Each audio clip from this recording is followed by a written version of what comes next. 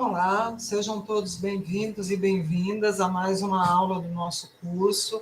O tema de hoje é planejamento educacional. Essa aula vai ser dividida em dois momentos. Nós trataremos desse tema essa semana e também na próxima semana. Então, nós vamos tratar de Plano Nacional de Educação, entender o significado do planejamento educacional para o atendimento da educação. E hoje eu vou tratar com vocês de alguns conceitos fundamentais da área de planejamento educacional e do início da análise histórica do planejamento educacional no Brasil.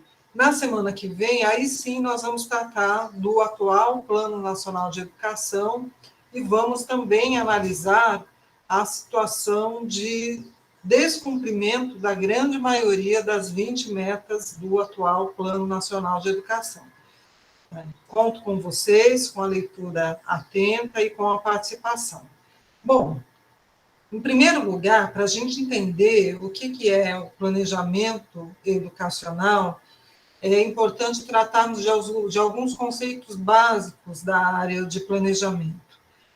O planejamento de políticas públicas como políticas de longa duração, e nesse sentido, como políticas de Estado e não de governos específicos, esse tipo de desenvolvimento começou na Europa durante aquelas décadas de vigência do chamado Estado de Bem-Estar Social. Então, durante o pós-Segunda Guerra Mundial e início dos anos 80. Foi naquele contexto que o Estado, em vários países europeus, teve que constituir o que é chamado na literatura de planejamento como uma tecnoestrutura estatal, ou seja, setores, que são novas organizações burocráticas, setores altamente especializados em políticas públicas específicas,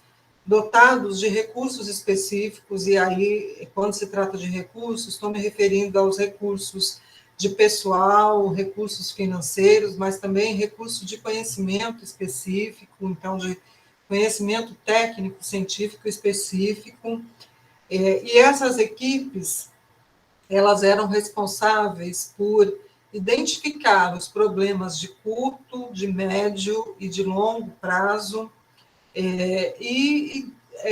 eram também responsáveis por elaborar essas políticas públicas, os planos, executar essas políticas, exercer o controle do plano, a fiscalização. Bom, uma vez elaborada uma política pública como uma política de longa duração, isso não quer dizer que a política acaba no momento em que ela foi planejada e, no caso brasileiro, promulgada sob a forma de uma lei federal. O planejamento é um processo contínuo. O plano, a política, uma vez elaborada, ela precisa ser verificada, a consistência global do plano precisa ser avaliada o tempo todo. A capacidade de execução daquelas políticas previstas, precisa ser verificada a todo momento. E aí eu já antecipo a vocês que o nosso histórico no Brasil é um histórico caracterizado por planejamento de algumas políticas, principalmente quando se trata da área da educação, mas também caracterizado pela incapacidade de continuidade do processo, ou seja, de realização plena dessas políticas. Bom, o planejamento de políticas públicas como políticas de Estado é sempre também resultado de uma luta política, da disputa de poder que está presente na sociedade num dado momento. E para que o plano elaborado seja reconhecido como democrático, ele tem que atender aos interesses da maioria e, ao mesmo tempo, contar com efetiva participação dos diferentes setores da sociedade civil. Ele tem que ter uma razão de existir e de ser legalizado, e ele tem que ser cumprido. Bom, o planejamento também é sempre uma forma de intervenção do Estado, né, porque interfere na forma de distribuição da riqueza, principalmente o planejamento de políticas sociais, de políticas educacionais.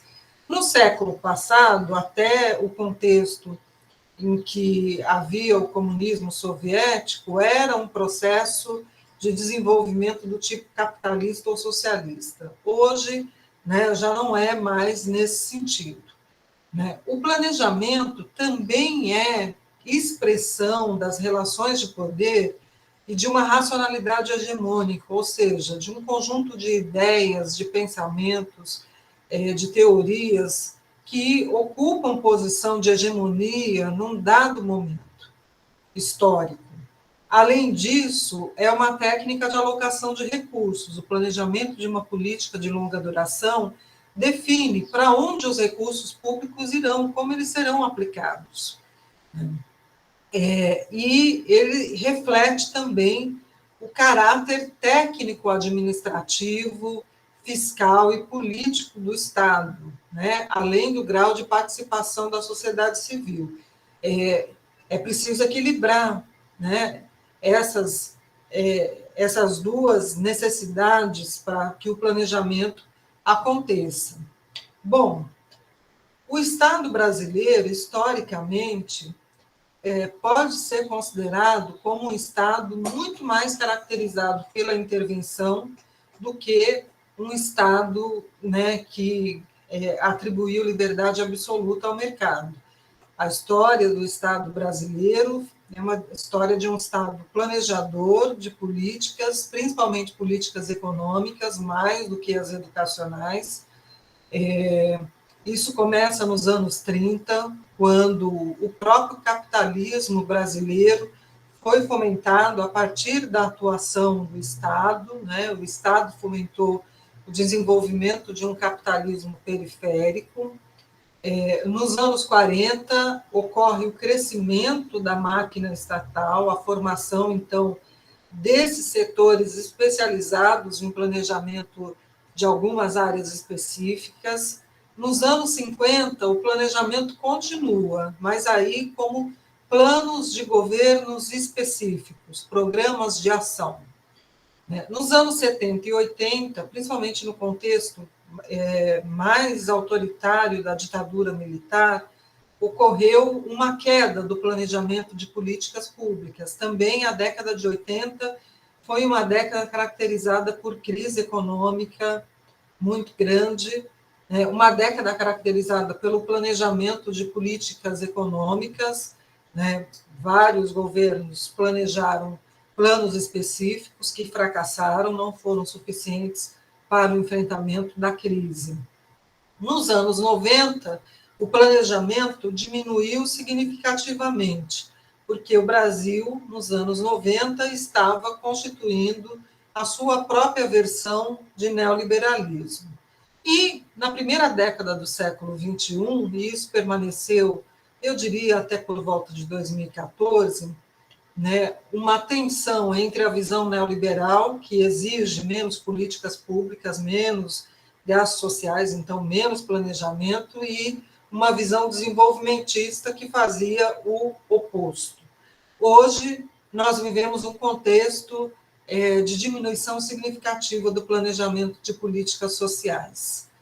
Bom, o planejamento ainda é uma forma de organização racional do Estado, né, porque há a definição das ações e dos meios por meio dos quais será possível transformar ou consolidar determinada estrutura de sociedade, né? Transformar, diminuir ou aumentar a desigualdade econômica, por exemplo. O planejamento, nesse sentido, é uma decisão política de controle social, que reflete a dinâmica institucional do Estado brasileiro, a função social do Estado. Agora, há, né, na área de planejamento, uma atenção permanente, porque para que o planejamento da política pública seja feito de forma democrática, é preciso contar com ampla participação da sociedade civil. Mas, por outro lado, para que o Estado planeje as suas políticas públicas, ele precisa contar com um alto grau de especialização. Então, em certo sentido, ele precisa centralizar ações em suas mãos, né? E a centralização, ela é, em certo sentido, refratária, né, à ampla participação da sociedade civil. O grande desafio é equilibrar essas duas dimensões tão importantes do planejamento. Bom, né, o planejamento, se for democrático, ele é participativo, ele respeita a diversidade de representação política, os movimentos sociais, né? Num contexto de neoconservadorismo como esse que nós vivemos, de negação do Estado, isso vai ser tensionado pela busca, pela ampliação da democracia política e social, pela luta por igualdade, justiça social, por laços de solidariedade, tudo isso está em xeque hoje, né? Pela luta pela ampliação e consolidação da esfera pública, né? Pelo fortalecimento da sociedade civil para poder democratizar o Estado. Vivemos, no atual momento, um contexto de gestão descentralizada, em que o Estado, e aí estou me referindo especialmente à União, transfere muitas responsabilidades para a sociedade civil e cria conselhos de gestão que, em tese, sugerem a ampla participação da sociedade civil, mas essa participação vem sendo diminuída constantemente, né? E aí, para a gente fechar, para falar de planejamento educacional, né, nós tivemos um primeiro movimento na direção de ter um planejamento de políticas públicas, de ter um planejamento das ações do Estado no tocante à educação, em 1932, quando ocorreu a publicação do Manifesto dos Pioneiros da Educação Nova.